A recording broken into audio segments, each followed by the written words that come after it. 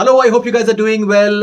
सो एक वीडियो में देख रहा था, शॉर्ट क्लिप है करीबन 45 सेकंड का, मैंने ट्विटर पे मैंने देखा, जिसमें एस एस राजमौली साहब से पूछा गया कुछ राजू ईरानी साहब के बारे में, और फिर उन्होंने कुछ बातें बताई। तो मैं यहाँ पर एक ये वाजे करना चाहूँगा कि ये वीडियो अभी का नहीं है, ये इंटरव्यू अभी का नहीं है। ये मुझे लगता है शायद बाहुबली के टाइम पर जो इंटरव्यूज़ हुए हैं तो उसके टाइम का है।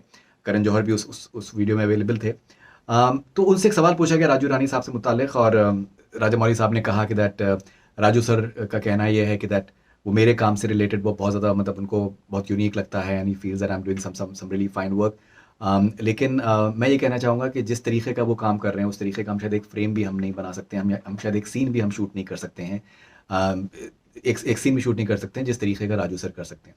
और उन्होंने कहा कि दैट मेरी एक क्वालिटी है कि मैं एक स्ट्रॉन्ग इमोशन को एक सर्टेन तरीके से मैं एक्सटैटिक तरीके से मैं प्रेजेंट कर सकता हूँ। लेकिन राजू सर का एक बहुत ही जो यूनिक जो एस्पेक्ट है कि वो एक बहुत ही सटल इमोशन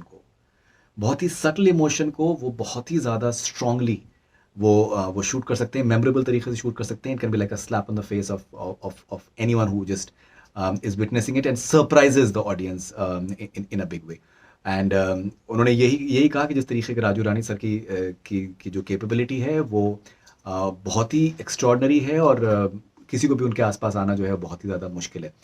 नाउ ये जो वीडियो शेयर किया गया सोशल मीडिया पे जो मैंने देखा, वो प्राइमरली डंकी के पॉइंट ऑफ व्यू से शेयर किया गया कि अभी Dunki is the next film that Raju sir is working on, और everyone is hoping that he will be in his top form.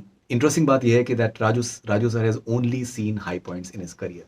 Munna Bhai MBBS हो गई, लगे रहो मुन्ना भाई, या फिर अगर हम थ्री इडियट्स की बात करें, हम पीके की बात करें, संजू की बात करें, he is already only delivered like super duper hits, not only big successes as far as box office is concerned, but films that have made a difference, films that have been talked about, जिसमें कुछ एक मादा है, जिसमें एक message है, जिसमें कुछ एक बहुत ही अपलिफ्टिंग सा एक एलिमेंट होता है उनकी फिल्मों में, जो कि बहुत ही ज़्यादा यूनिक है। So everyone is waiting with bated breath for Dunki, और हर दिन के हिसाब से वो फिल्म बड़ी होती चली जा रही है।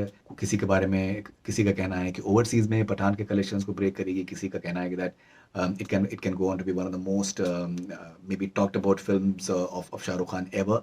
तो बहुत तरीके की बातें सामने आ रही हैं, लेकिन आपके हम ओपिनियन जानना चाहेंगे, आपके व्यूज़ हम जानना चाहेंगे, आपके क्या राय है राजामौली साहब के इस बयान के बारे में, जो कि मैं फिर से वाजे कर दूं कि ये इंटरव्यू अभी का नहीं है, ये पुराना इंटरव्यू है, लेकिन it is being discussed in the recent times because of Raju sir's next film, which is Donkey.